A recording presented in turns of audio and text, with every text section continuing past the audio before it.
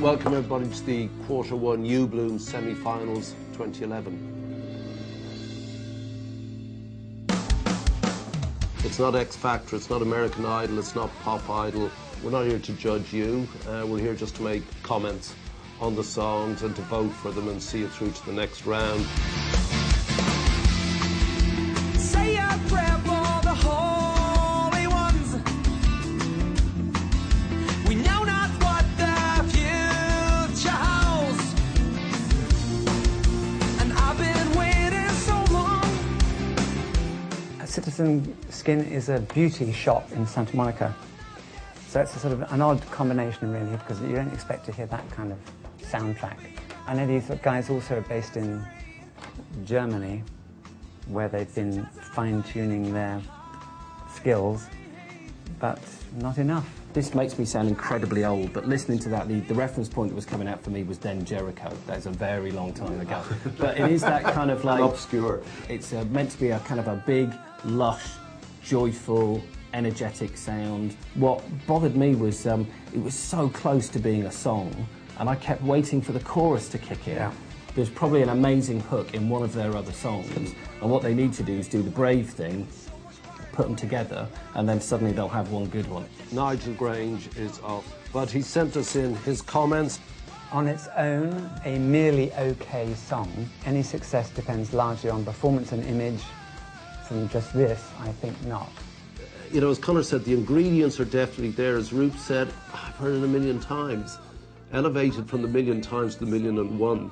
And there may be something going on. We'll be howling at the sun for a change, making light of the crooked and the strange, shutting out their pessimist plague, shooting the other way.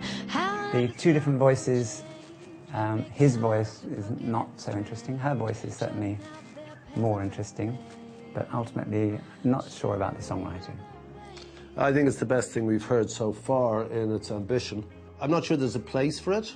I'm not sure we've come around on that circle yet. I mean, I didn't get a prog rock thing. I got a sort of Californian-y, whaley kind of thing off it. I never liked that stuff in the first place, but frankly, having listened to the other three, I'm beginning to like it. At last, we've got a hook in this chorus. There's somebody really trying to write something original that's got a flow. Yeah, the meter of some of the lines was a bit broken up, but I kind of liked that because I thought it forced you to kind of engage with it. It was trying to do something a bit different. Wake up to another day already. It's snuck on your way. Your head's sore and your memories are blank. I think they call this Saturday, but I don't care. I'm miles away. My TV and my duvet's all out. It's so funny. I'm hearing it so often at the moment, demos from people, and they're all trying to be the next Apple ad. It's having a good go, but it's not good enough once again. I like the feel, but I'm just constantly feeling that they're designing it for a very specific job. I think she's got a great voice. I like her voice. I'd like to hear more of her singing other stuff. Grange says, what kind of act is this? Very quirky. They've probably got good stage presence and attitude, but to stand out, they need a way better song than this. I think you've got a song here. I mean, I really think you've got a song in this, but that isn't it. And I got a bit fed up halfway through. It went a bit pear-shaped, just continued on the same musical motif and vocal and lyrical motif. Scriptwriters always tell you that unless there's a radical change by page 27 in the script, that nobody pay attention to the rest of the movie. So modern movies, you'll always see there's a left turn. But I think Dem Fools have got the capability in this song, and from what we're hearing here, that can happen. So for me, the best one so far. When we leave, we will leave, but while we arrive, bury me in my mother's heart, my father's eyes, ribbon skies, sedating my walking, dead poles burden me, when my tongue relays a sweet repose. Again, it felt to me like there were two songs going on here. Neither of the bits of them, you know, were particularly outstanding or doing something very different, but I think, you know, both of them had their place, but together, I just thought it jarred tremendously for me. There's a proper band there.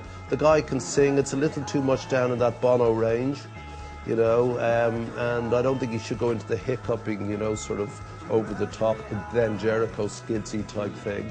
If you're going to have a chorus that is only going to have, in this case, 3 words, repeated incessantly, and I say incessantly on just one chorus, at the end of the first chorus you're already so fed up with hearing set it alight again, set it alight again. You know you don't want to hear a second chorus. Well, that's fatal. Eyes a cross between blue skies and mirrors, and a heart all spongy, absorbing my fears, and a smile so wide would make the mouth of the Nile seem like a splinter. I really loved that, and I would go home and I would stick that on the stereo and I would enjoy it. You can tell there's an intelligence behind it. There are lyrics that jump out at you and you go, that's interesting. You know, it could turn the mouth of the Nile into a splinter. And little bits like that, it's like, well, hang on, you have to have your brain wired in a slightly unusual way to come up with something like that. I'll read Nigel's thing first. First time I played this, I thought it was excellent. A bit too Annie DeFranco, but good lyric and performance. At the end, I heard a baby cry, and right away, the vibe of the song was ruined for me. And it did exactly the same for me, but you know what? Everyone's allowed to screw up once, and I don't think it's fair to throw away the whole song just because of one sample that comes in right at the end. I can't get beyond is the idea of a double time vocal, so which is the idea of the chorus as it sits is just, to me, so uncool. Somebody presumably told her, oh, that's cool, that's neat, that's unusual, but it doesn't work, or at least it didn't work for me. Did you actually find that bit? Yeah, I like that. I like that. That was the thing where, you know, it's disruptive. It kind of stops you. It forces you to engage with it. It's unusual. It becomes a kind of a rushing, stumbling thing, which kind of, you know, is quite in keeping with a lot of the other stuff that's going on. So for me, it fitted in. It's part of the sort of new folk thing, if you like. Not your fault, I mean, that's your instrument.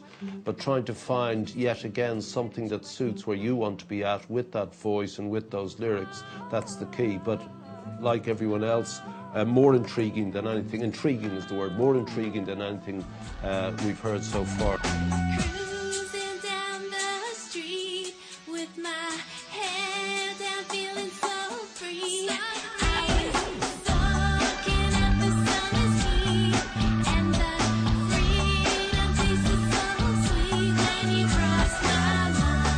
I think the bass player is great.